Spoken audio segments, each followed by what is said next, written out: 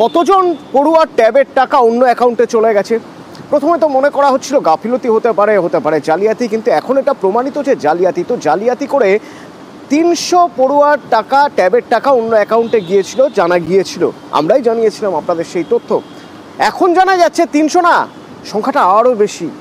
500 পড়ুয়ার ট্যাবের টাকা অন্য অ্যাকাউন্টে সাইফন করা হয়েছে। সোমরাজ রয়েছেন আমার সঙ্গে, বলতে পারবেন আরও বেশি। সোমরাজ, দেখো, যেটা স্কুল শিক্ষা দপ্তর সূত্রে জানা যাচ্ছে যে সংখ্যাটা 300 নয়, 500রও বেশি পড়ুয়ার ট্যাবের টাকা গায়েব হওয়ার ঘটনা ঘটেছে।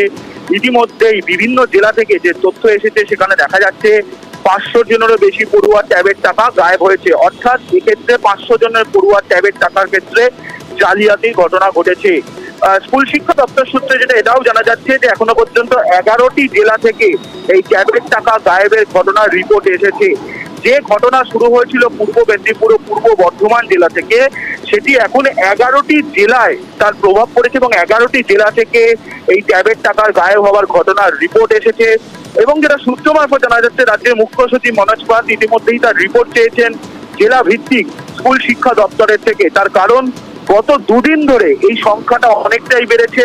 কলকাতা রয়েছে, পশ্চিম মেদিনীপুর জেলা রয়েছে, হুগলি জেলা রয়েছে, হাওড়া জেলা রয়েছে, বেশ একাধিক জেলা প্রত্যেক দিন যুক্ত হচ্ছে।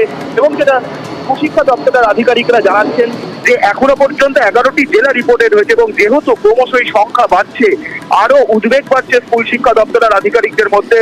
তার কারণ সংখ্যাটা এবার 500 পেরোলো। সোমরাজ, আরও একটা গুরুত্বপূর্ণ তথ্য তোমার থেকে নেব।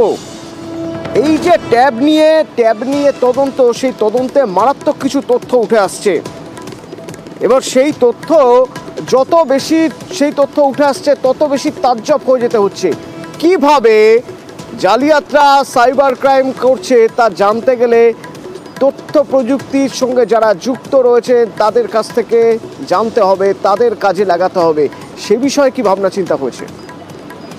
দেখো, ইতিমধ্যেই রাজ্য স্কুল শিক্ষা দপ্তরের কাছে রাজ্যের তথ্য প্রযুক্তি দপ্তরের বিশেষজ্ঞরা এসেছিলেন এবং রাজ্যের তথ্য প্রযুক্তি দপ্তরের বিশেষজ্ঞরা মূলত বাংলার শিক্ষা পোর্টাল, অর্থাৎ যে পোর্টালের মাধ্যমে ট্যাবের টাকা তথ্য আপলোড করা হয়, সেই বাংলার শিক্ষা পোর্টালের কাজ কিভাবে হয়, বাংলা শিক্ষা পোর্টালের সিস্টেম কিভাবে রান হয়, গোটা বিষয়টি সম্পর্কে ইতিমধ্যে রাজ্যের তথ্য প্রযুক্তি দপ্তরের বিশেষজ্ঞরা বিস্তারিত রিপোর্ট নিয়েছেন।